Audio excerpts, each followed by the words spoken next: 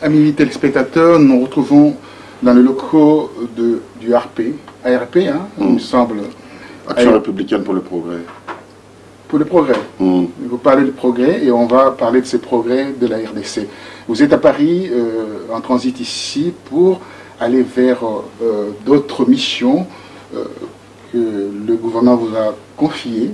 Alors, on souhaiterait bien sûr avoir un débat dans l'ensemble concernant cette République, militant démocratique, où vous êtes ministre chargé de la diaspora, des Congolais de l'étranger, n'est-ce pas? Tout à fait.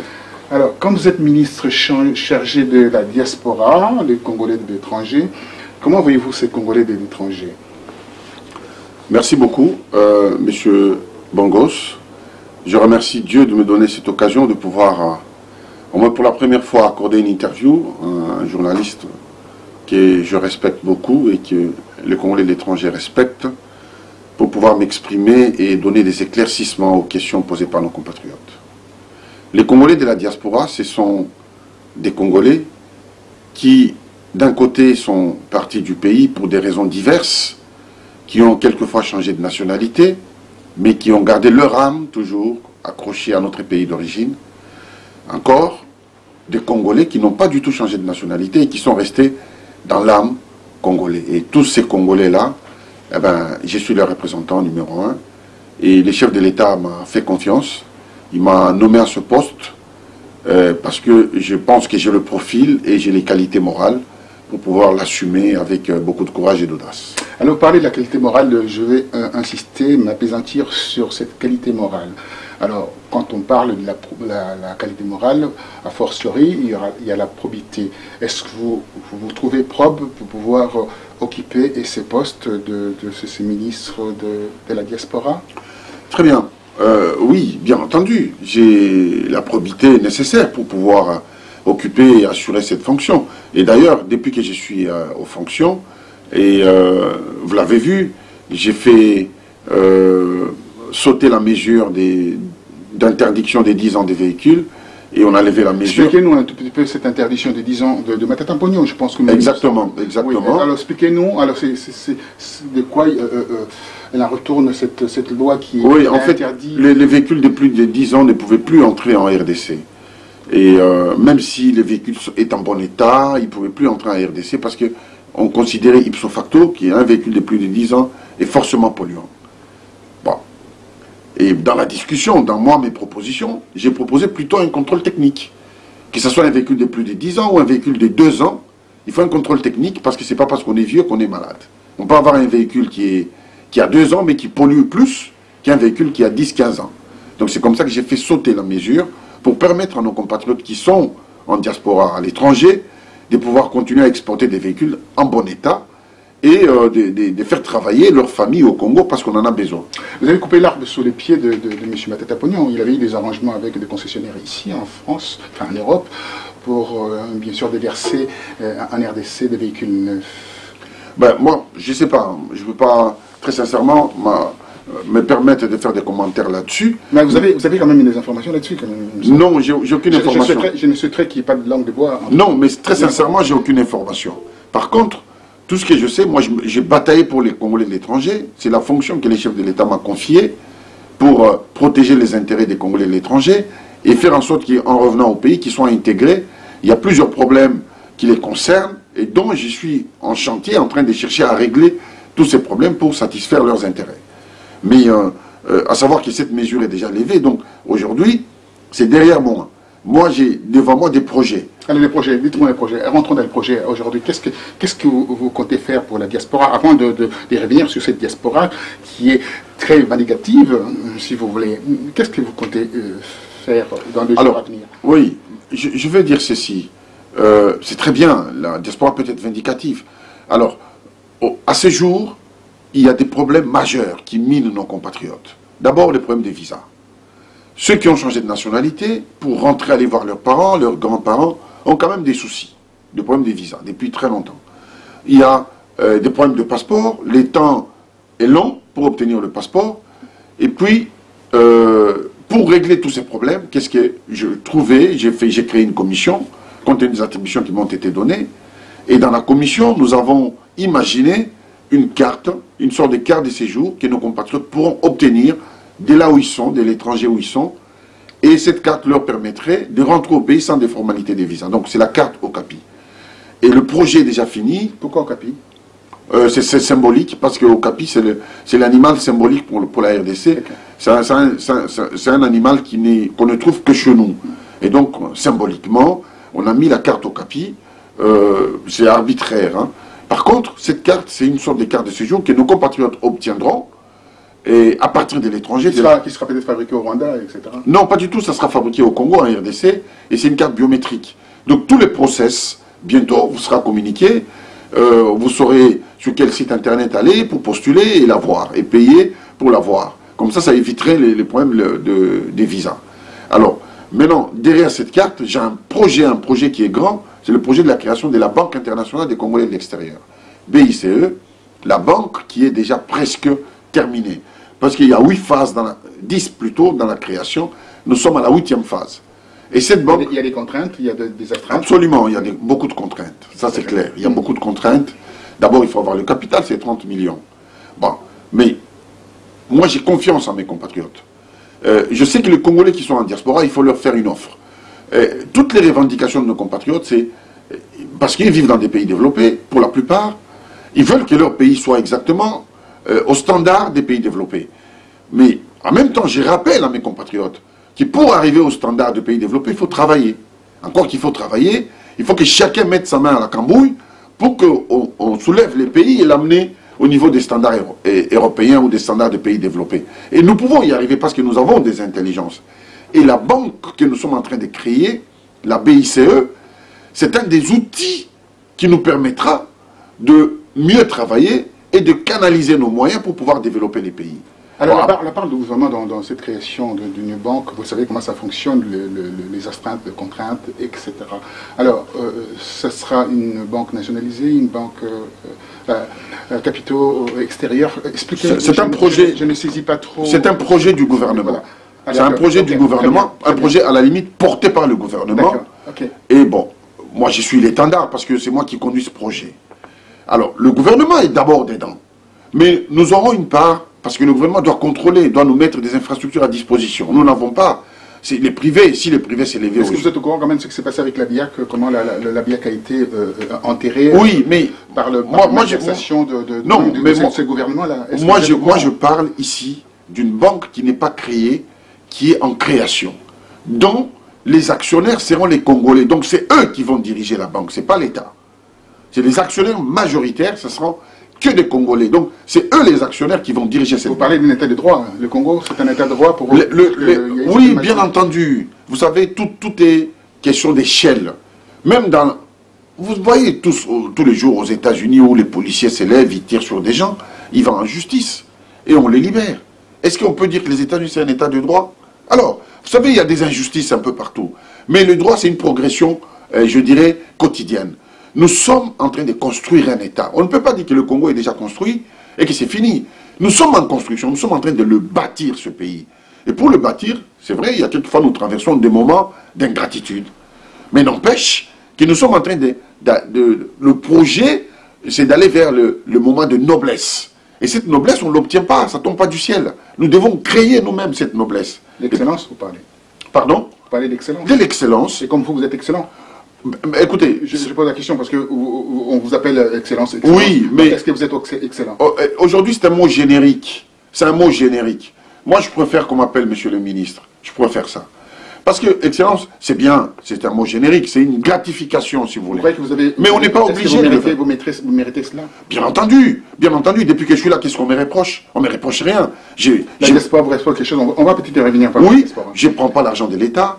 Depuis que je suis au gouvernement... Les attributions de l'État. Oui, mais depuis que je suis au gouvernement, je suis encore plus pauvre que je n'étais avant. Parce qu'avant, j'étais dans le monde des affaires et je gagnais extrêmement bien ma vie, mais j'ai sacrifié ça pour servir ma nation.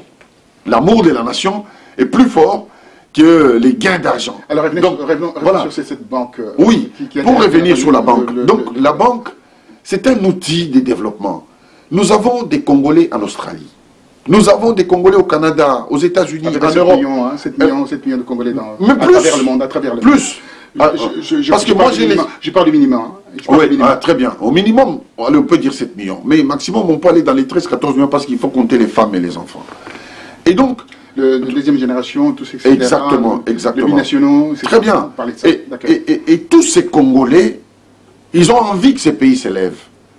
Pour que ces pays s'élèvent, il faut de l'argent, des moyens.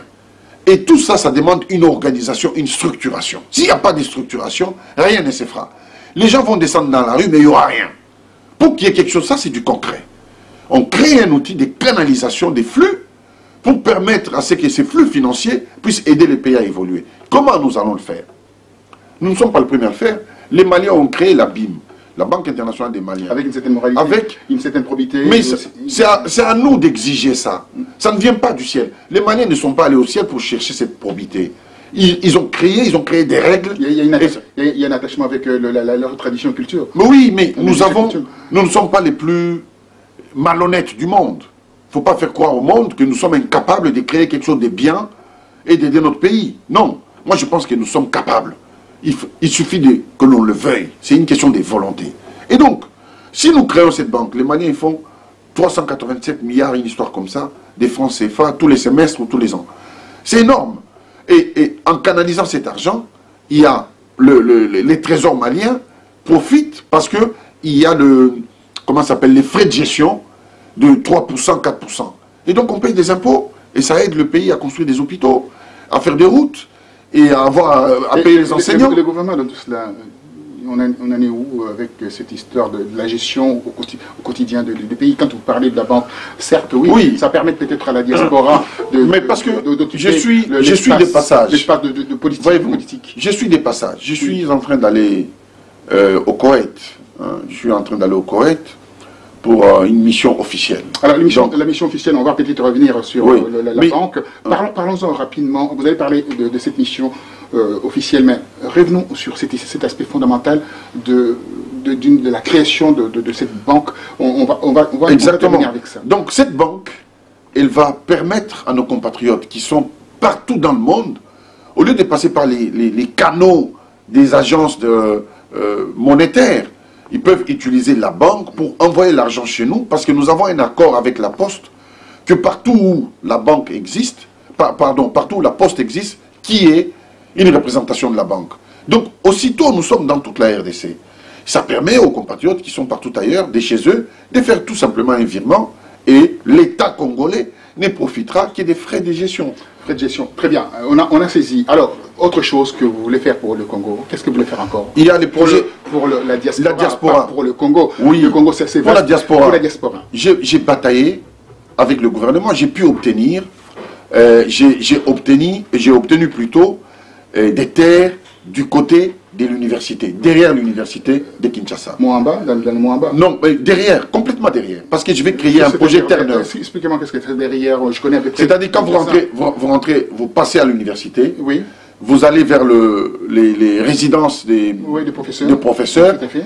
Il faut foncer encore un peu plus loin. Très bien. Il y a une sorte de petite forêt, une clairière. Oui. C'est par là que nous avons... Donc vous voulez ravir la terre de prêtres, parce que c'est une terre... Non, il y a le côté des prêtres et puis le côté de l'État. L'État a donné... Non, les prêtres, on ne peut pas ravir. Écoutez, on est quand même... Il y a les minimums. C'est la gymnastique qui se passe en RDC. Non, il ne faut pas faire croire au monde qu'en RDC, il y a de l'arbitraire tout le temps. Non, c'est pas vrai. Donc, nous avons des terres, j'ai bataillé, on a obtenu. Pour vous, pour la diaspora. Aujourd'hui, le projet s'appelle le projet Terre-Neuve. Et ce projet, c'est pour construire des lotissements. Une fois que nous avons construit des lotissements, carrément avec des standards d'une ville, de pays développés. Moderne. Très bien. Et on donne un crédit à nos compatriotes qui sont en diaspora. En Afrique du Sud, en France, en Belgique, aux États-Unis, pour qu'à leur retraite, qu'ils puissent revenir au pays et avoir un endroit pour loger qui soit correct. Qui soit similaire de là où ils viennent. Vous parlez du standard. Voilà. Très bien. Donc, je terminerai par là. Allez-y rapidement. Voilà. Ce projet est très important.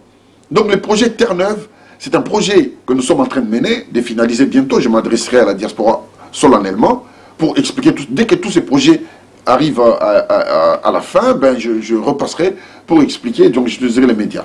C'est pour dire quoi? C'est pour dire, nous avons besoin de la diaspora. Nous avons besoin de la diaspora agissante. Parce qu'il y a aussi la diaspora silencieuse, de la majorité qui ne parle pas, qui ne descend pas dans la rue. Parce qu'ils ont compris une chose, c'est que la nature a horreur du vide. On va revenir sur le vide. Je souhaitais rester, m'appesantir encore sur cet aspect que vous avez parlé d'un lotissement que vous allez mettre en place, tout ça, etc. Vous mettez la chair avant le bœuf, ce que j'ai compris. Non, pas du tout. Oui, mais alors je vais vous expliquer pourquoi. Quand vous parlez de ces lotissements, vous parlez de ces créations mérifiques et extraordinaires.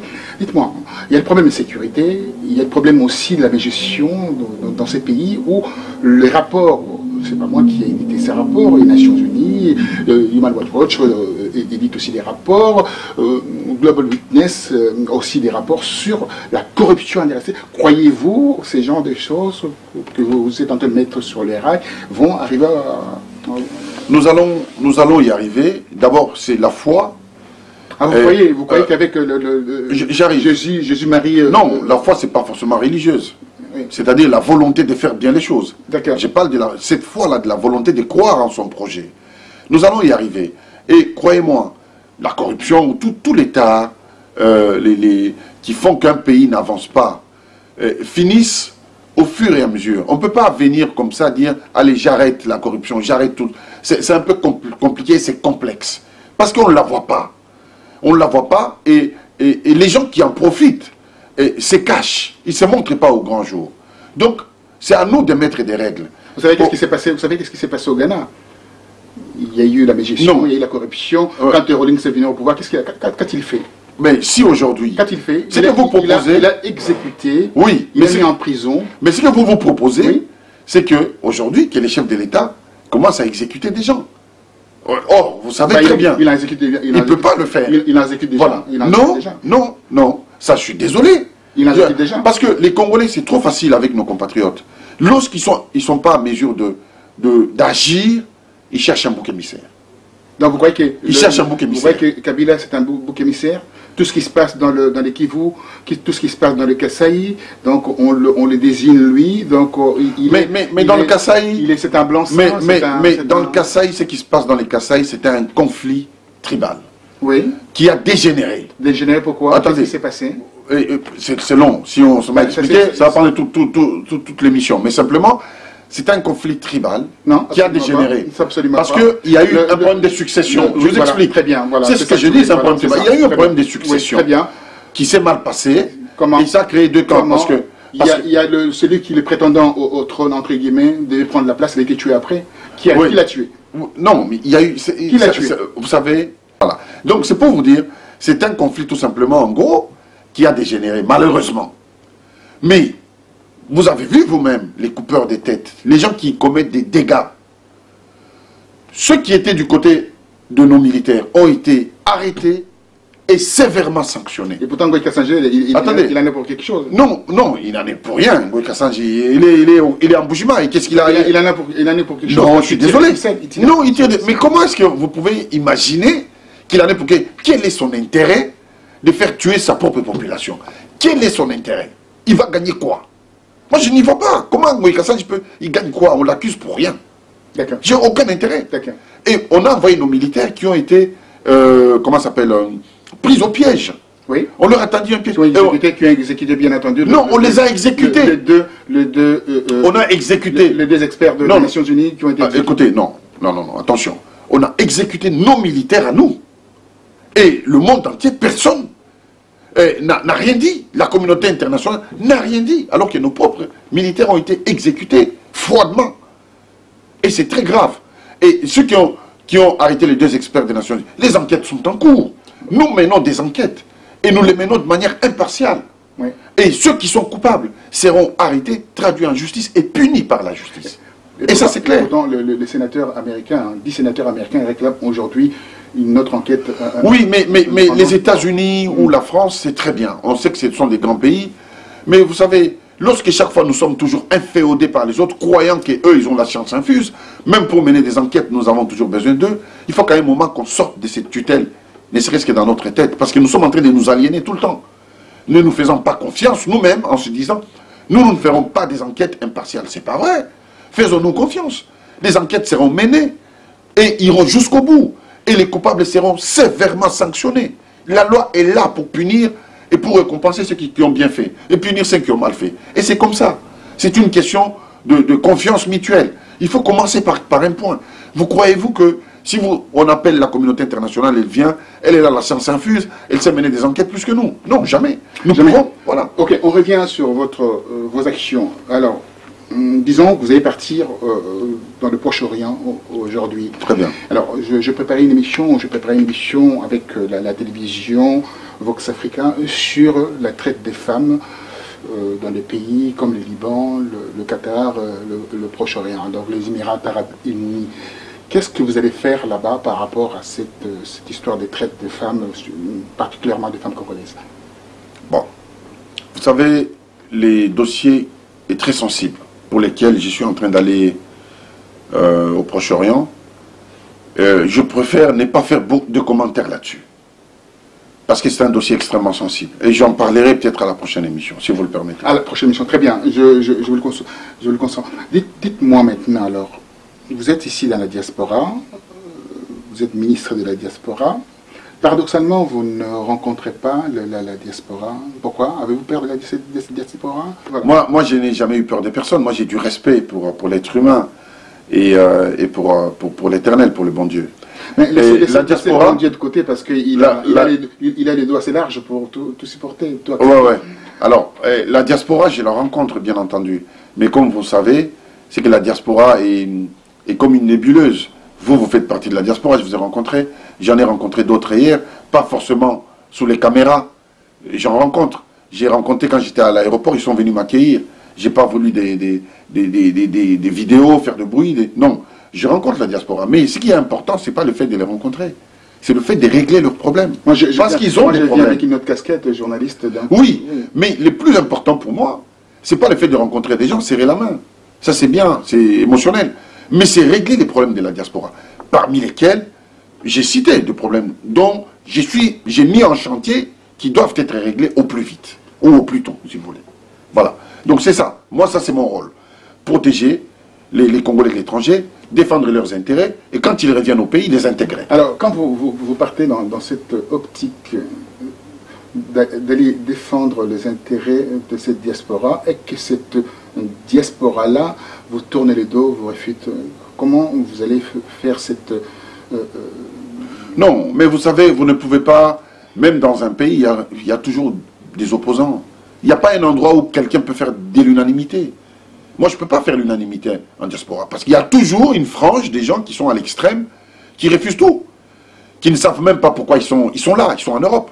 Ils ne veulent pas travailler, ils ne veulent pas aller à l'école, ils ne veulent rien savoir. Vous voulez rentrer encore dans un discours non. De gens qui sont là, sont en train de stigmatiser la diaspora, qui est le cordon ombilical économique de... Attention. Il faut nuancer. Hein. Oui, mais il faut nuancer. Il faut nuancer. Je suis très clair dans mes propos. Oui. J'ai dit, il y a la diaspora silencieuse. Par contre, il y a une frange, j'ai bien nuancé, j'ai dit, il y a une frange de Congolais qui sont à l'extrême, pour lesquels on ne peut rien. Parce qu'ils disent non à tout. Ils veulent développer les pays, mais à 8000 km. Ils veulent éteindre le feu, soi-disant, mais à 8000 km. Alors que les pays... Cela veut dire quoi? Vous êtes opposé à cette politique de la chaise vide? Mais bien entendu, le pays a besoin de ses enfants. Le pays a besoin de ses enfants, de tous ses enfants. Il faut que tous ces enfants se retrouvent au pays pour pouvoir amener de l'intelligence. Parce que vous savez, de l'union faisant la force. Si nous sommes ensemble, nous réussirons mieux. Il n'y aura pas que des moments de noblesse, comme je l'ai dit. Il y aura des moments où on va batailler, mais une bataille intellectuelle, pour aider notre pays à avancer. Du choc des idées, jaillit la lumière. Et donc, nous avons besoin de ça. On ne peut pas s'en priver. De toutes ces intelligences qui sont en Australie, aux États-Unis, au Canada, s'en priver, mais quel luxe de s'en priver de cette intelligence. Nous en avons besoin. Il faut que les Congolais aussi arrêtent, chaque fois de stigmatiser. Et que tous les Congolais sont plus intelligents que ceux qui sont au Congo ou ceux qui sont au gouvernement. C'est trop facile. Il faut venir au pays, il y a des réalités qui sont là, parce que nos souffrances ne datent pas d'aujourd'hui. Hein. Ce sont des souffrances que nous traînons depuis très longtemps. Et pour pouvoir les régler, il faut qu'à un moment qu'on s'assoie, qu'on échange, face to face. Que faites-vous de ce que la ANR, l'Agence nationale de renseignement en RDC, fait avec ceux qui descendent au pays. C'est faux. Avec à sa tête M. Kalev, etc. Non, je vous dis tout de suite c'est faux. Dites-moi un seul Congolais, dites-le moi, vous me donnez les noms, qui est venu à Kinshasa, à l'aéroport, qui l'ANR a arrêté. Dites-le moi. Il y en a. Donnez-moi les noms. Bah, écoutez, je ne suis pas là à donner les noms, mais voilà. simplement... C'est pour vous dire... C'est pour simplement les gens ça, on ne peut pas recenser. Ça, c'est une imagination. On ne peut pas recenser tout le monde. Oui, tout le mais monde parce que... descend au pays. Il doit avoir au moins un cas flagrant. On le voit des répressions. Mais on voit également de la caporalisation de la capitale, ou que la capitale est complètement... Oh, mais non, mais écoutez, vous avez des opposants farouches qui sont rentrés, j'en citerai pas des noms. Ils sont en prison. Non, ils ne sont pas en prison. Ceux qui sont en prison, parce qu'il y a eu des antécédents. Il y a des antécédents, c'est la justice. Si vous récusez même la justice de votre pays, vous voyez... Moi, j'ai eu la chance de vous avoir. J'ai eu la chance de vous avoir pour vous poser la question. Oui. Vous représentez le bras de ce gouvernement. Bien entendu. Alors, par définition, j'aurais aimé, avec notre diaspora, d'avoir un certain éclaircissement par rapport à ce que vous faites au sein de ce gouvernement, qui est décrié, pas seulement à l'extérieur de ces pays, mais à l'intérieur même de ces pays. Oui, je vais vous dire pourquoi. Parce qu'il y a l'accord de Saint-Sylvestre qui n'a pas été respecté, que vous avez foulé au pied ces accords. Alors, donc, on est en train de rentrer dans ce principe. On va y revenir d'ailleurs, ce principe-là, si vous voulez. Alors, tout d'abord, l'accord des Saint-Sylvestre du 31 décembre 2016. Je veux savoir sous quel format cet accord n'a pas été respecté. Sous quel format? Allez poser cette question à Félix Tshisekedi, il va pouvoir peut-être vous répondre. Voilà encore, vous avez bien glissé, moi je ne citerai pas le nom. Je ne glisse pas, je donne les noms. Laissez-moi terminer parce que j'arrive même pas à placer un mot. Voilà. Alors, l'accord a été respecté. Parce qu'il y a la personnalisation, il y a certaines personnes qui pensent que ces Congos, sans eux ou sans leur famille, les Congos ne peuvent pas avancer. Il faut que ce soit seulement les mêmes personnes à la tête du pays. Alors, nous récusons ça. Nous disons, les Congolais sont nombreux. Nous sommes tous des Congolais et que chacun a les droits, naturellement, de prétendre à exercer, à aider son pays sous une forme ou une autre. Aujourd'hui, le gouvernement, c'est un gouvernement d'union nationale, dans lequel vous avez... Décrié par la communauté internationale. Attendez. Dans lequel vous avez des opposants. Bruno Tshibala, il a fait 32 ans à l'UDPS. Il y avait Sami Badibanga, et tout le monde a crié. Il y a Bruno Tshibala qui est de l'UDPS. Vous avez Lissanga Bonganga. Vous avez beaucoup de gens qui sont venus des divers horizons.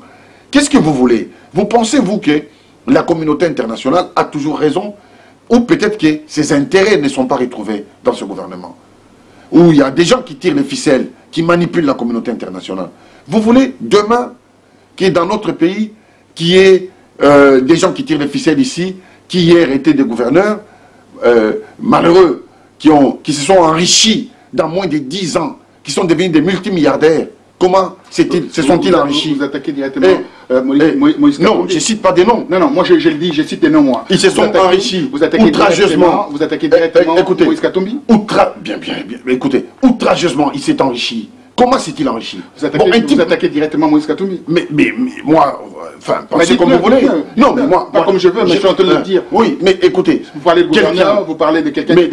Mais écoutez, je ne cite pas des noms. Non, mais moi je vous le dis. Oui, très bien, comme vous le dites, très bien. J'ai dit, comment quelqu'un peut, dans 10 ans, 15 ans, devenir multimilliardaire? Comment? Il est gouverneur, il n'est pas commerçant. Alors, un type comme ça, qui est véreux, va prétendre diriger le Congo, c'est malhonnête. Alors, vous parlez d'un homme qui est véreux, vous parlez d'un homme qui a une certaine petite moralité. Il n'a pas de moralité du tout. Ok, moi je comprends. Kabila a une certaine moralité. Mais attendez, mais monsieur Bongos, vous savez, hier, les gens décriaient Mobutu il est méchant, on va partir, on va être bien. Mobutu est parti. Ça fait combien de temps qu'il est parti? Alors, aujourd'hui, il faut comparer, parce que ça fait longtemps que vous n'êtes pas arrivé au pays. Le peu de temps que moi j'ai passé au pays, j'ai vérifié ce qui est fait. Il reste encore un chantier grand, beaucoup de choses à faire. Mais ce qui est fait, il y a quand même beaucoup de bonne volonté. Vous avez à l'intérieur des pays où il n'y avait pas de routes. Il y a des nouvelles tracés de routes qui sont faites. Donc, les choses sont en train de se faire. Avec le corps de morts laissés au bord de la route. Ben écoutez, bon, vous savez, en diaspora, nous, on reçoit toutes les critiques. Qu'est-ce que vous voulez qu'on fasse? Quand vous êtes au gouvernement, tous les tirs vont vers vous. On prend sur nous. Mais sachez qu'on travaille. Et que aujourd'hui, nous sommes dans un gouvernement d'union nationale où le président Joseph Kabila est le chef de l'État. Donc, le minimum, c'est de respecter la fonction. Sa mission au niveau des accords de Saint-Sylvestre se termine à la fin de cette année. Est-ce que vous croyez que c'est que Corneille Nangaa a pu dire qu'on ne pourra pas organiser les élections cette année et vous êtes un homme intelligent, M. Bongos. Oui, j'entends nous poser des questions. Oui, je comprends. Vous êtes un homme intelligent. Vous savez, les élections, même demain, on peut les organiser. Mais quel genre d'élection? Il a eu tous ces temps pour bien entendu, au regard de la Constitution. C'est trop facile.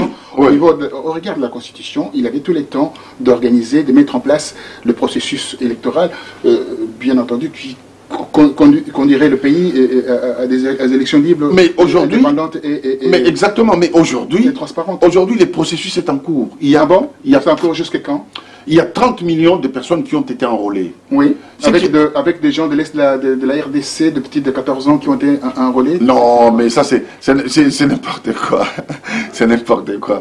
Nos compatriotes aussi racontent des histoires. Ils font des montages et puis ils mettent sur Internet et les gens prennent ça pour argent comptant. Non, non, ça c'est des conneries. Quand vous dites que c'est des... Je reprends votre terme, je le reprends, c'est des conneries. Donc vous pensez que le Congo est libre aujourd'hui quand on sait que le rapport où les chancelleries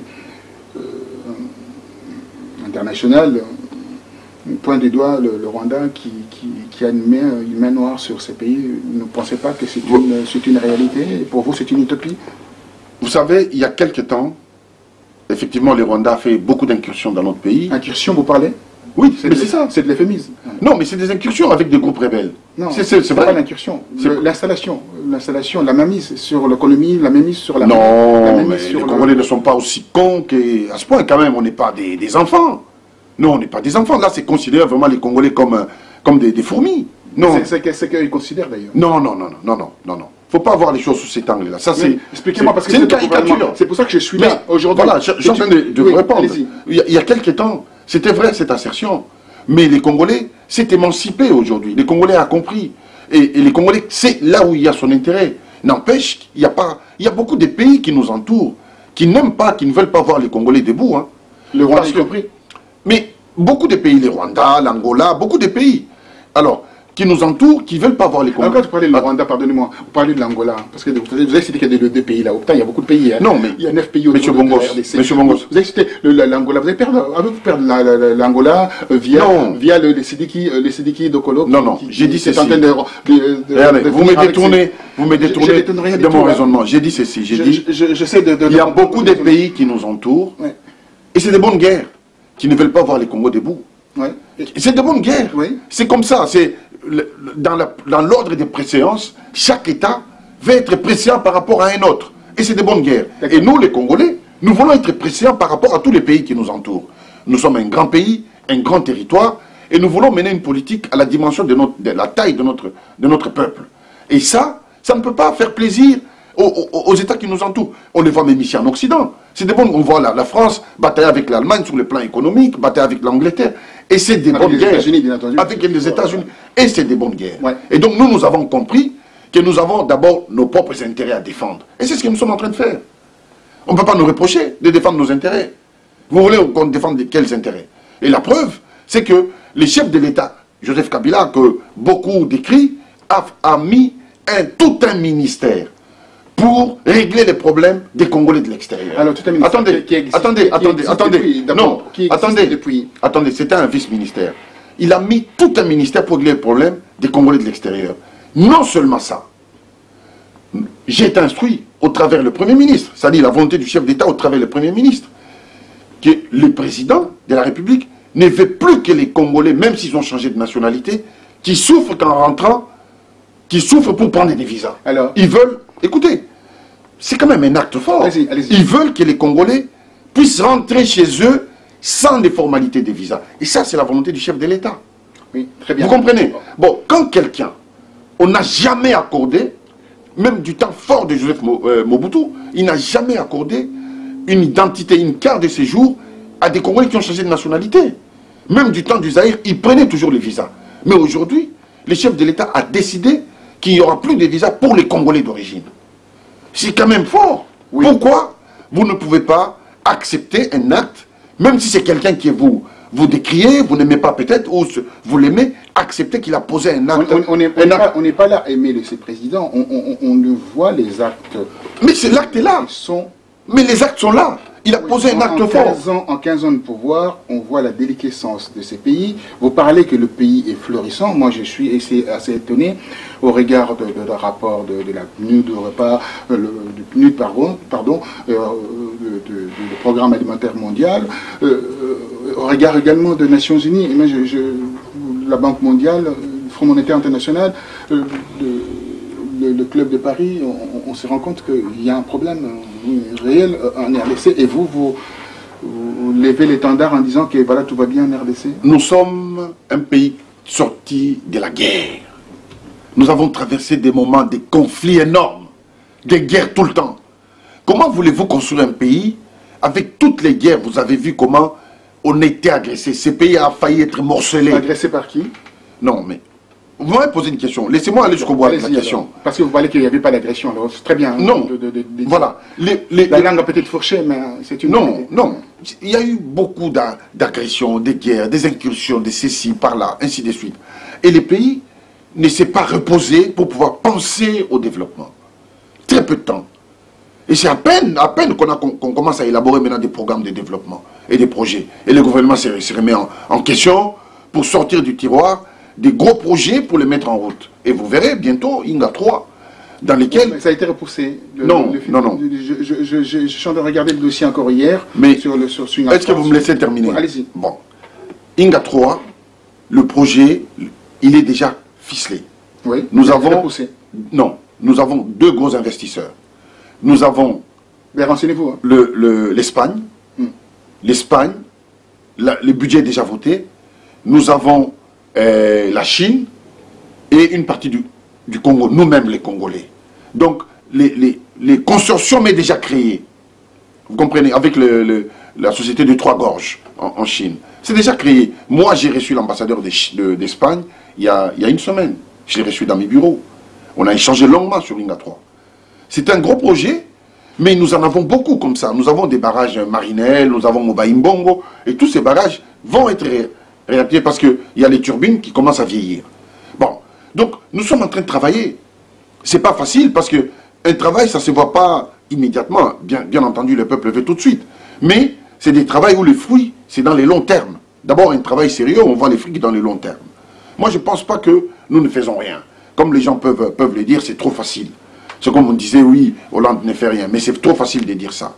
Mais quand vous êtes aux affaires... Comparaison n'est pas raison.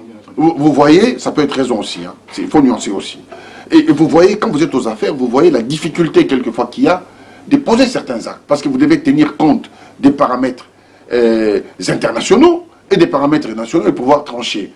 Or, quand on vous juge, celui qui vous juge, il vous juge qu'avec un seul regard. Il n'a qu'un seul paramètre dans son jugement. Il n'a pas tous ces paramètres-là. Donc, il faut aller doucement.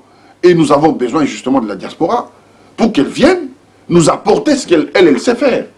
Aujourd'hui, quand vous regardez la loi sur les investissements, le chef de l'État lui-même, il a fait circuler, il a sorti une circulaire dans son pouvoir régalien. Un décret ou... Non, une circulaire qu'on a donnée au ministre, dans laquelle il a demandé de traiter très rapidement le problème, en Conseil des ministres, le problème de la douane, et de régler ça. Parce que il a des rapports que les Congolais souffrent. Bon, alors, quelqu'un qui n'aime pas son peuple, il ne peut pas faire ça. Parler de son peuple. Voilà, il ne peut pas faire ça. Quand il prend des mesures comme ça, c'est pas pour aider son peuple. Vous parlez de son peuple, pourquoi il ne s'adresse pas... Vous parlez de Mobutu, vous avez cité 2 fois le nom de Mobutu tout à l'heure, et moi je n'ai pas cité ce nom, bien sûr. Vous avez... Mais vous venez de le citer? Non, je viens là, je reviens par Poisson. Je viens de le citer un instant même pour aller vers ma question. Mobutu, il avait cette possibilité d'aller vers son peuple, discuter avec son peuple et aussi partager en fait leurs souffrances. Comment se fait-il que ce président est toujours muré dans sa citadelle et ne regarde le Congolais avec mépris et dédain? Non, non, non, je ne crois pas qu'il y a du mépris. Sincèrement, hein, moi, du peu que je connais les choses, il n'y a pas du mépris. Alors dites-moi, il faut dire chacun a son tempérament. Donc il ne sait pas communiquer. Regardez, ici bas sur terre, chacun a son tempérament. Il ne sait pas communiquer? Non, chacun a son tempérament. Chacun a son tempérament, il a la manière dont il est fait. Le plus important, c'est pas d'aller échanger avec des gens, c'est de régler des problèmes. Oui. Mobutu, il allait, il y a une tradition. Mobutu, il allait, il faisait du baratin. Non, mais il fait du baratin. Il y a une tradition africaine. Et il tourne les dos. Il y a une tradition africaine. Non, non, il tourne les dos, mais rien n'est fait. Il dit après moi c'est le déluge. Il l'a dit. Après lui, après vous avoir serré la main. C'est un raccourci. Attendez, après vous avoir serré la main, il vous dit après moi c'est le déluge. C'est un raccourci. Bon, alors moi j'ai choisi, c'est lui qui ne fait pas trop de bruit mais qui agit. Et qui règle des problèmes. Qui agit, mais comment se fait-il, on le voit ni part dans des diasporas pour pouvoir avoir langue avec ceux qui alimentent économiquement ce pays au pied d'argile. Monsieur Bongos, vraiment, je ne sais même pas quoi vous répondre. Parce que là, la pose à l'Oseka. C'est quand on Toseka, quoi. Parce que Toseka, t'as souffrance. Ton code appelle Lingala. C'est quand on. Les autres, c'est que ça y est alors. Non. Les autres, c'est que ça y est. Pas Lingala. Les autres, c'est que ça y est. Au Moni, Makambolobi, nous ne sommes pas au pied d'argile. Nous sommes en train de traverser des difficultés. Non, mais. C'est pas parce que. Les autres, c'est que ça y est, Makamango. Non, non, Nalobi, hein. C'est votre question. Parce que ça. Je dis, c'est pas parce qu'on traverse des difficultés qu'on est au pied d'argile. Pour construire un État, les États dans lesquels vous vivez, vous, ça fait presque 20 siècles avant qu'ils arrivent aux démocraties. J'ai dit bien 20 siècles avant qu'ils arrivent aux démocraties. Donc on aura les chemins, on aura le temps de souffrir. Quoi. Non, pas on aura le temps de souffrir. Les chemins que nous avons parcourus dans 50 ans, eux l'ont fait dans 20 siècles. Attention, c'est trop facile de comparer l'Occident. L'Occident, c'était des barbares. Et la barbarie a duré des siècles avant que les lois ne viennent réguler la société, réglementer, et ainsi de suite. Même les États-Unis, qui nous donnent des leçons aujourd'hui, c'était le western, où chacun faisait sa loi. Mais nous avons mis 50 ans. Nous sommes en train de régler des problèmes. Ne croyez pas que les problèmes vont se régler comme ça, tout naturellement. Il faut un travail de l'homme et la volonté de l'homme. Nous sommes très volontaires. Nous aimons le pays. C'est pour cela, moi, je viens en diaspora. Je viens en diaspora pour, justement, rencontrer les Congolais et leur dire, revenez au pays, nous sommes à votre service. Que personne ne vous distrait. Les Congolais qui veulent investir, la loi sur les investissements vous favorise, surtout les Congolais de l'extérieur. Vous êtes totalement favorisés, mais le problème c'est que c'est l'information peut-être que vous n'avez pas. Venez, le ministère est là. Nous allons non seulement vous intégrer et faire le maximum pour que vous puissiez gagner de l'argent dans votre pays et devenir riche. Mon rôle c'est ça, faire de la diaspora des gens riches dans leur pays d'origine. Vous avez profité de ces accords de Saint-Sylvestre. Vous avez été d'abord avec Sami Badibanga, comme vous l'avez annoncé tout à l'heure. Et puis après, vous avez fait forcing, un peu de forcing pour pour être maintenu, si vous voulez, avec quelques arrangements. Dites-moi, vous avez promis quelque chose, on vous a promis quelque chose, ou vous avez promis quelque chose, vous avez soudoyé les gens parce que là-bas c'est la corruption. Comment avez-vous fait pour être maintenu Déjà, moi je vais corriger tout de suite. C'est pas la corruption, non. Il y avait des quotas, l'opposition avait son quota, la majorité, ainsi de suite, et la société civile. Il y avait des quotas, c'est simple. Les partages étaient connus, la clé des répartitions était connue par tout le monde. Mais vous avez été maintenu, vous? Oui, mais j'étais dans le quota. Oui, j'étais dans le quota. C'est normal, j'étais dans le quota. Non, il n'y a pas. C'est pas un pays où comme. Faut pas faire les jeux de ceux qui n'aiment pas le Congo en parlant tout le temps de la corruption. Mais il y a la corruption. Non. C'est endémique. La corruption, elle est partout. Elle est partout dans le monde. La corruption est endémique. Mais nous bataillons contre ça. La corruption est endémique en RDC. Est-ce que c'est au moins ce que je voulais dire? Regarde, aujourd'hui, je ne peux pas focaliser l'émission sur la corruption et l'endémique. C'est important. Okay.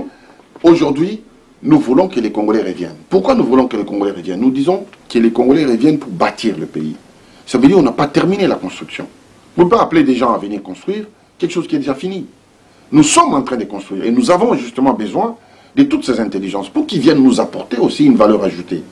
Et d'ailleurs, mon rôle à moi, mon ministère, mon rôle, mes attributions, c'est de faire de ces Congolais qui reviennent au pays, des hommes d'affaires, des industriels. Les lois sont là et les facilités sont là. Peut-être les Congolais ne savent pas. Quand vous venez avec des projets, avec un peu d'investissement, on vous accompagne. Je vous accompagne.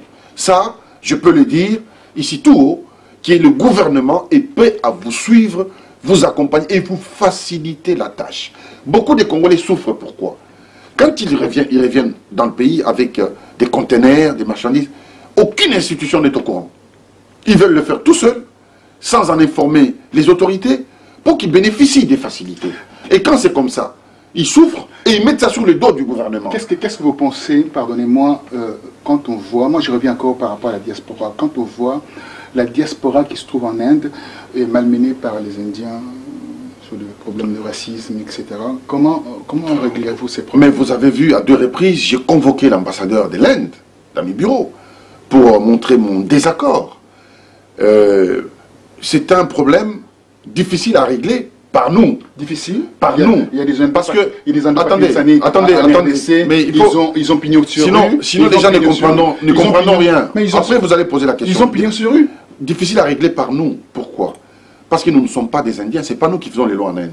Par contre, nous demandons au gouvernement indien de protéger nos compatriotes. Parce qu'ils sont sur leur territoire. C'est eux qui doivent protéger. Oui. Ils doivent, comme ici vous êtes protégés en France. Des mesures de rétorsion, vous ne pensez pas à cela? Mais bien entendu, parce que vous savez, en diplomatie, vous ne faites pas des mesures de rétorsion immédiatement. Il y a des étapes. Il y a des étapes. Il y a des paliers, vous parlez? Oui, il y a des paliers. En diplomatie, oui, il y a des étapes. Vous avez une étape d'abord d'échange, vous convoquez l'ambassadeur, vous lui expliquez. Il exprime, vous exprimez vos mécontentements et vous avancez crescendo. Vous n'allez pas arriver carton rouge, non.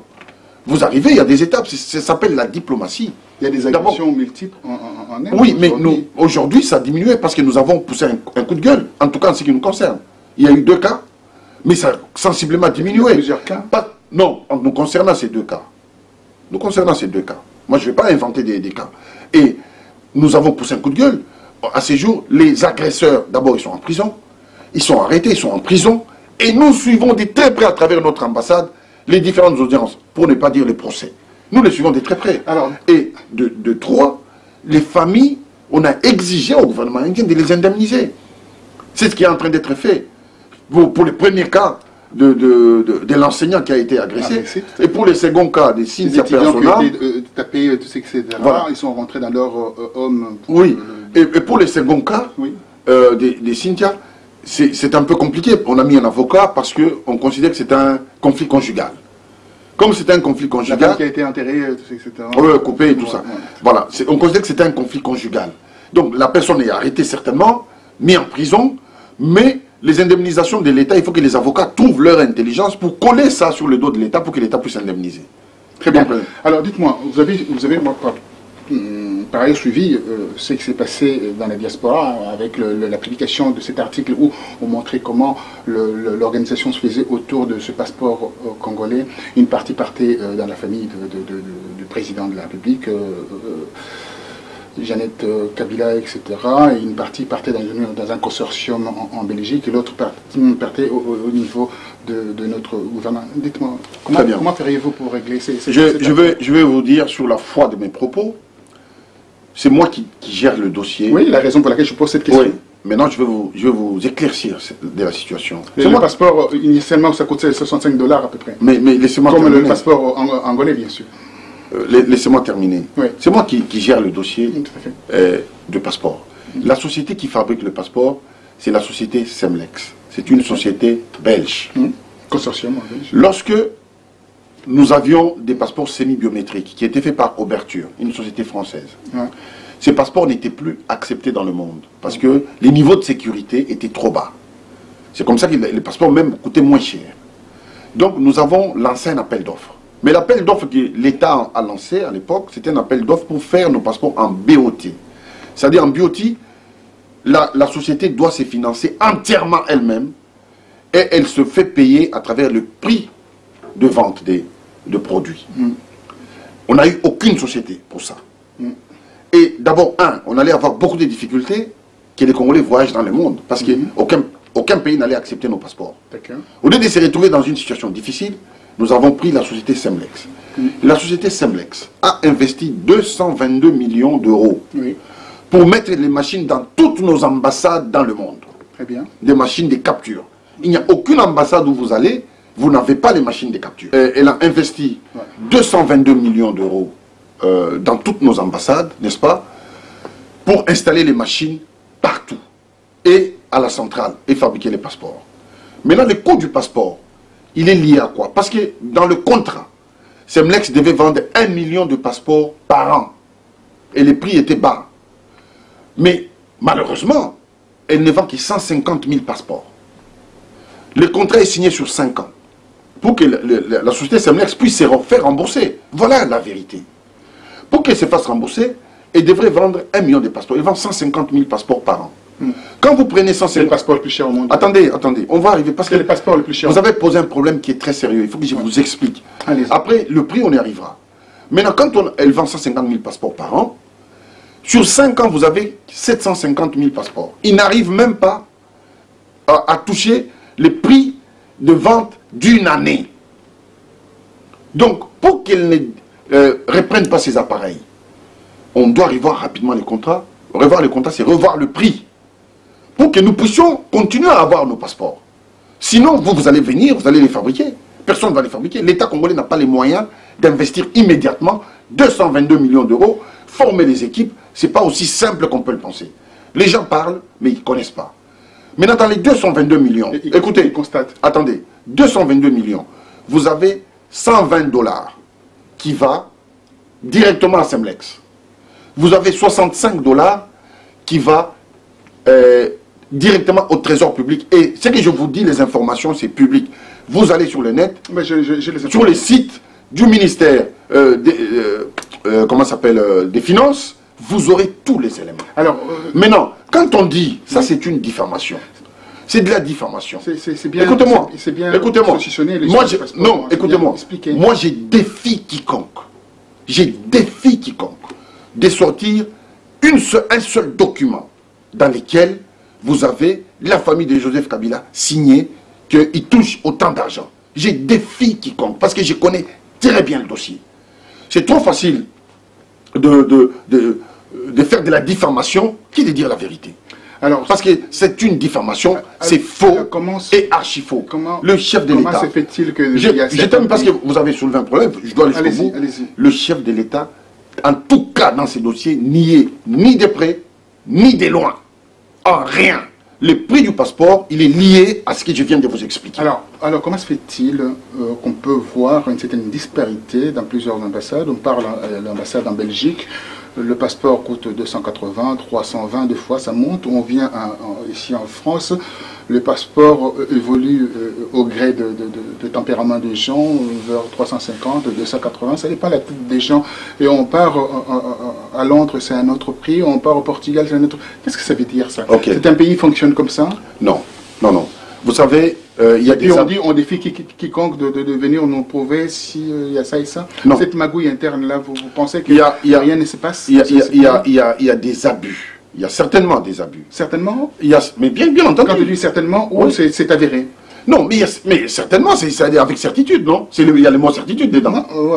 Non, mais... il y a le mot certitude dedans. Je veux que vous le compreniez. Non, je suis en train de vous répondre. J'ai dit, il y a certainement des abus. Très bien. Mais le prix du passeport aujourd'hui, il y a eu des négociations au ministère des Affaires étrangères il y a 2-3 semaines. Les négociations dans lesquelles nous avons augmenté des 10 $ sur le prix du passeport. Oui. Et parce que il y a eu la grève, ainsi de suite, donc on a pu négocier à ces prix-là. Le passeport coûte normalement 205 $. Oui. 85 $, non, 195 $. Ou tout au plus. Vous êtes perdu vous-même d'ailleurs. Mais je peux me tromper, je suis un être humain. Oui, ben oui, je peux me tromper. Comme les autres aussi d'ailleurs. Mais je suis un être humain. Comme les autres. Vous vous êtes jamais trompé? Non, je dis je me trompe, oui, sur des choses donc, que je ne maîtrise pas, bien entendu. Oui, non, mais vous pouvez vous tromper sur des chiffres. Hein. Non, sur des choses que je maîtrise, je ne me trompe pas. Non, mais vous pouvez vous tromper sur des chiffres. Parce que, oui, les passeports, ils coûtaient 185 $. Vous avez 65 $ à l'État, $120 à Semlex. Alors, on a augmenté $10, ça fait $195. On le trouve, ces passeports, dans les ambassades à 350 mais c'est ce que je suis en train de... à 280, 350. Mais je vous ai répondu que ce n'est pas le prix du passeport. Alors, pourquoi? Mais quelle ambassade vous avez acheté à 350? J'ai dit, c'est l'ambassade de la Belgique. Hein. Quelqu'un vous avez acheté? Est-ce que je ne veux pas rentrer dans les détails de la personne, je vous donne le nom. Oui, mais je vous savez... le nom, la personne qui est venue me voir avec son passeport. Le passeport, ça coûtait 285. Mais monsieur Bongos, vous savez, vous êtes un journaliste. Oui, mais quand vous parlez avec des éléments. Mais je suis en train de vous dire, je parle avec les éléments. C'est mon cousin propre qui est venu me voir avec un passeport. Qu'est-ce qui vous prouve qu'il a acheté à ces prix-là? Mais il y a des reçus. Mais alors, qui nous amène les reçus? Non, mais tout le monde peut vous ramener des reçus si vous voulez. Qui est clair par rapport à cela. On vous donne d'abord, pour pouvoir avoir ces passeports qui sortent beaucoup plus rapidement, donc il faut payer. Vous le savez. Non, il ne faut pas dire vous le savez. Non. Mais vous le savez. Non. Donc, moi, je rentre dans un principe où je défends un intérêt qui existe. Quand on compare, comme dit la comparaison n'a pas raison, quand on compare avec l'ambassade de l'Angola, qui n'est pas très très loin de votre ambassade d'ailleurs, le passeport coûte 60 €. Comment vous expliquer cela? D'accord, mais ça se trouve que les investissements de l'Angola, moi je ne peux pas vous dire, moi je vous ai dit pourquoi chez nous ça coûte cher, parce que nous n'avons pas investi dans les appareils et que la société qui a investi doit se faire rembourser. Je vous ai donné la raison arithmétique, tout simplement. Après, vous pouvez comparer. Vous n'êtes pas assez convaincant parce que je ne sais pas pour vous convaincre. Non, mais vous devez convaincre le Congolais qui vous soutiennent ou mais est-ce que, M. Bongos, vous ne me laissez pas terminer? Allez-y. Je vous ai dit, le prix du passeport est lié à certains paramètres. Est-ce que ça, c'est pour convaincre quelqu'un ou pour vous donner des explications, la cohérence? Alors, la cohérence, comment se fait-il qu'en Belgique, il y a un autre prix, en Londres, il y a un autre prix, à Paris, il y a un autre prix? Oui, mais c'est ce que je suis en train de vous dire, qu'il y a des abus. Je vous ai donné les prix officiels. Et comment faire pour arrêter ces mais bien sûr que si nous avons des... Personne ne nous a saisis par rapport à ça. Moi, je n'ai aucun Congolais qui m'a écrit pour me saisir. Vous ne pouvez pas demander au juge... Vous lui dites, je connais des gens qui font ça, et puis les juges vont les juger. Non, je vais vous ramener des éléments. Je vais vous apporter des Monsieur éléments. Bongos, il y a une chose. Je vais vous apporter les éléments. Nous sommes l'État. Je vais publier. Il y a une démarche. Je veux porter ces éléments. Il n'y a aucun problème. C'est-à-dire, il y a une démarche qu'il faut faire. Quand vous voyez qu'il y a quelque chose qui ne va pas, il faut saisir les autorités. Et les autorités, on les sait. Il y a des autorités en RDC mais bien sûr, qui répondent aux choses. Mais comment? Mais dis donc. Mais nous répondons. Est-ce que vous avez saisi? Quelle autorité ne vous a pas répondu? Est-ce que l'État existe? Quand les Occidentaux disent qu'en RDC, il n'y a pas mais vous parlez d'une chose et son contraire. Non, mais si, c'est pas son contraire. Vous parlez d'une chose dit que l'État n'existe pas en RDC, ça fait partie de l'autorité. Ça veut dire quoi? Il n'y a pas d'autorité en RDC. Mais dis donc. Mais ça veut dire quoi? Mais ça, c'est de la médisance. Et c'est du mépris. Ça, c'est de la médisance et du mépris. Comment l'État n'existe pas? Ça veut dire nous tous ici, on n'est rien, on n'a rien dans le cerveau. Vous êtes dans la mâchoire unie. Hein? Vous êtes dans la mâchoire unie. Manger quoi? Vous allez manger... je vous ai dit tout à l'heure que le pays n'a rien. Vous allez manger dans quoi? Dans rien. Oui. Le pays, pourtant, il y a 85 multinationales qui opèrent. Oui, mais nous sommes en train... Mais monsieur Bongos, vous tournez en rond? Ou bien vous voulez qu'on avance ou vous ne voulez pas qu'on avance? On avance, mais voilà. Vous avez dit qu'il n'y a rien dans le pays. Non, mais c'est pour les pays... potentiellement riches, avec 85 millions. Très bien, voilà, là on arrive. Je vous ai dit que nous avons besoin de la diaspora. Pourquoi? Des Congolais qui sont à l'extérieur. Parce que nous voulons bâtir ensemble un nouveau Congo. Construire un Congo riche. Bien sûr, où est le problème? Mais pourquoi? Mais moi, vous vivez à l'extérieur, vous voyez bien que vous souffrez du racisme. Mais ce mandat est terminé. Mais nous sommes en transition, non? Nous allons vers les élections. Alors, comment se fait-il que le Cheikh Itundu dit le président de la République restera jusqu'à ce qu'il... Mais c'est la Constitution. La Constitution. Est-ce qu'il a respecté la Constitution? Mais mon Dieu, mais nous sommes aujourd'hui... A-t-il respecté la Constitution? Monsieur Bongos, aujourd'hui, vous rentrez dans plusieurs débats. Non, pas du tout. Oui. C'est l'autorité. Je parle de l'autorité de l'État. Oui, mais parce que sinon on va se perdre. Non, on ne va pas se perdre. Je cadre bien mon débat. Oui, mais il y a une chose. Je reviens toujours sur mes dires. Il y a une chose. Nous sommes dans un gouvernement d'union nationale. Très bien. Bon, c'est un gouvernement de transition qui mène le pays aux élections. Nous irons aux élections parce que les enrôlements ont commencé. Je suis en train de batailler pour que les enrôlements reviennent en diaspora. Vous allez poser cette question, mais allez-y parler. Alors comment faire? Pour que les Congolais de la vote. Pour qu'ils votent. Oui, alors, comme c'est une première expérience, dans les échanges que j'ai eus avec le président de la CENI, c'est que nous prendrons des pôles où il y a une forte concentration des Congolais. Parce que, compte tenu de nos moyens, on peut prendre, dans le monde, on peut prendre 15 pays ou 20 pays où il y a des fortes concentrations. Et puis, au fur et à mesure, on va progresser avec des années venant. Donc, dans un premier temps, on prendra des pôles où il y a de fortes concentrations de nos compatriotes. C'est là où il y aura des votes. Par exemple, si on prend à Paris, les Congolais qui sont en Espagne, s'ils veulent voter, ils peuvent venir s'enrôler à Paris et retourner en Espagne. Parce qu'on n'aura pas assez d'argent pour mettre des bureaux partout. Espagne, Portugal, Grèce, on n'aura pas assez d'argent. Si j'ai dit ça, c'est dans le démagogie. Pour les prochaines élections, donc, les Congolais de la diaspora pourront voter? Oui, ils vont voter. C'est la loi, oui. Ils vont voter, hein? Oui, c'est la loi. J'essaie d'être... Non, mais c'est la loi. Mettre le conditionnel. Mais la loi est souvent... Les Congolais de la diaspora, je répète, ils vont voter. C'est-à-dire... Les Congolais vous suivent, hein? Bien entendu. Ils vont voter. Par contre, ce que j'ai dit, c'est que nous irons dans les pôles où il y a des fortes concentrations de nos compatriotes. C'est là où nous allons installer les bureaux de vote. Alors, quand vous allez installer le bureau de vote, restons dans la Constitution, parce que vous aimez beaucoup la Constitution. Vous avez étudié ici en France, hein, vous avez fait des grandes études ici en France, vous êtes au gouvernement là-bas.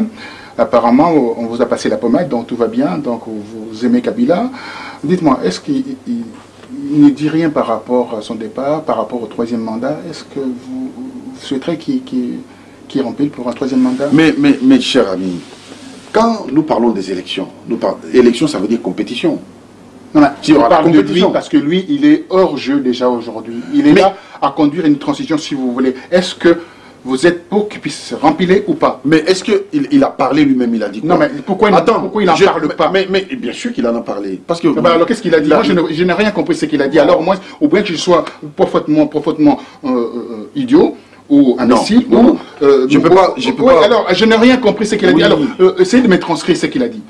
Dans son discours au mois de décembre dernier, décembre 2016, il a dit son sort. Lui-même, il a dit, mon sort est réglé déjà par la Constitution. Il l'a dit. D'accord. Allez sur Internet. Il y a une nuance. Mon sort est réglé par la Constitution. Son sort est réglé par la Constitution en ramenant l'article 5 de la Constitution. Vous connaissez cet article 5 de la Constitution? Elle dit quoi? Je ne connais pas la Constitution par cœur. L'article 5 dit... Sinon, il faut mémoriser tous les articles. Alors, l'article 5 de la Constitution dit simplement on peut aller sur la voie de référendaire. Oui, mais si c'est... Alors, vous savez qu'est-ce que c'est la voie référendaire? Ça va nous ramener quoi? Mais attendez, mon cher ami. Vous savez, vous soulevez des sujets un peu complexes. Ce que dit la Constitution, si nous-mêmes, nous disons, nous sommes des légalistes, nous devons respecter la Constitution. Nous ne pouvons pas respecter que ce qui nous plaît dans la Constitution. Nous devons respecter... il joue avec les mots. Attendez. Son sort est réglé, ça veut dire quoi? Attendez. C'est flou. Attendez. Quand c'est flou, c'est quoi? Il y a un loup derrière, hein, vous savez? Non, il n'y a pas forcément... Il n'y a pas de loup derrière. Non. Il n'y a pas de loup derrière. Je pense que je vais vous apaiser. Apaisez vos esprits. Nous irons aux élections. Les élections, c'est franc. Oui, mais sans lui, avec lui ou sans lui? Mais il n'a pas dit qu'il sera candidat. Il a dit son sort est réglé. Il n'a dit à personne qu'il sera candidat. Nous irons aux élections. Les élections, il y aura compétition. Il y aura compétition. Alors, aujourd'hui, tous ces gens qui sont au sein de ce gouvernement de transition, est-ce qu'ils vont aller aussi aux élections? Ils vont aussi législatives Mais ils sont congolais. Est-ce qu'ils n'ont plus de droits? Parce qu'ils occupent une partie de la transition, de la loi. La loi n'interdit pas. Non, du tout. La loi n'interdit pas. C'est ce qui a été dit. Non, les gens ils disent pas la vérité. Non, ils sont congolais, au même titre que tout congolais. Ils peuvent prétendre à être candidats dans n'importe quel coin du Congo. On ne peut pas leur interdire parce que vous êtes au gouvernement. On ne peut pas interdire. Alors, on va au terme de notre émission. Il y a une question où les gens disent que vous êtes un traître. Même au sein de la famille de Tshisekedi, même lui-même, j'ai entendu, méditons, que voilà, les gens sont très fâchés contre toi, contre vous, parce qu'il y a cette affaire où vous êtes allé voir Sassou Nguesso, enfin il y a plein d'affaires autour de ça, et que vous avez trahi la famille de Tshisekedi, au lieu de rester avec le rassemblement, vous êtes allé vous fourvoyer dans ces gouvernements de transition. Très bien. Que répondez-vous à ces gens? Alors, qui vous traitent des traîtres? D'abord, je voudrais savoir, est-ce qu'ils comprennent l'essence profonde du mot traître? Moi, je suis un homme politique, je suis engagé politiquement, pas pour servir un homme. pour servir une cause. Je suis au service d'une cause. J'ai trahi la cause, j'ai trahi un homme, il faut me donner des explications approfondies. Ça, c'est un. Des deux, je n'ai jamais été membre de l'UDPS. Je n'ai pas de rapport particulier avec la famille d'Étienne Tshisekedi, comme vous-même vous venez de les citer. Je n'ai pas de rapport particulier. Effectivement, mon parti faisait partie du rassemblement. De la même manière que nous sommes rentrés au rassemblement, de la même manière que nous sommes sortis souverainement. On n'a pas besoin d'avoir la décision de quelqu'un pour pouvoir décider de sortir. L'action politique est dynamique. Nous avons considéré qu'il est temps d'agir, même s'il faut aller au dialogue, parce que nous n'avons pas compris pourquoi nous n'évoluons. Quand vous prenez les résolutions des Genval, vous prenez les résolutions du premier accord du 18 octobre, mais la différence est minime, presque floue. Alors quand vous voyez que les gens sont réticents, alors ils ne sont plus au service d'une cause. À ce moment-là, ils n'étaient plus au service d'une cause. C'était plus la cause qui défendait, mais c'était des hommes qui défendaient. Et nous, on a compris ça. Et donc, on s'est désolidarisé de cette démarche, qui n'était pas bonne pour le pays. C'est une démarche suicidaire. Parce que, en septembre, quand vous refusez entièrement de participer à quoi que ce soit, et en décembre, vous réclamez, n'est-ce pas, le même dialogue, et vous revendiquez le poste de Premier ministre, il y a une contradiction fatale. Qui est traître et qui ne l'est pas? Qui a permis Kabila de glisser? Je vous pose la question. Qui a permis Kabila de glisser? Écoutez très bien. Qui a trahi la cause et qui ne l'a pas trahi?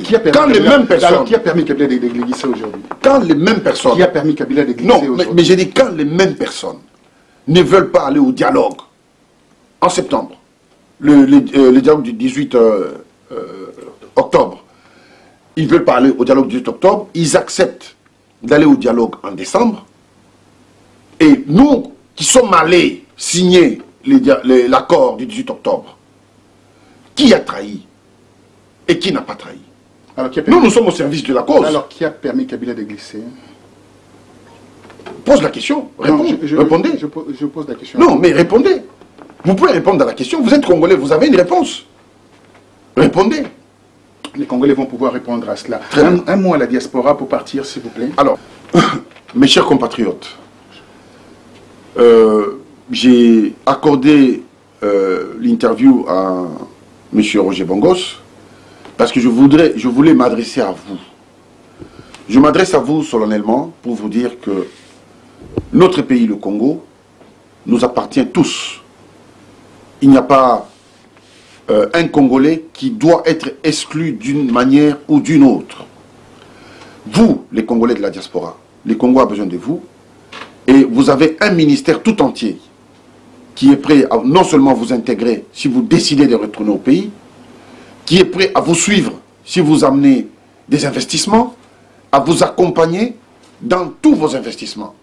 Donc à ces jours, vous avez, je dirais, un point focal qui est destiné et dédié à tous les Congolais de la diaspora.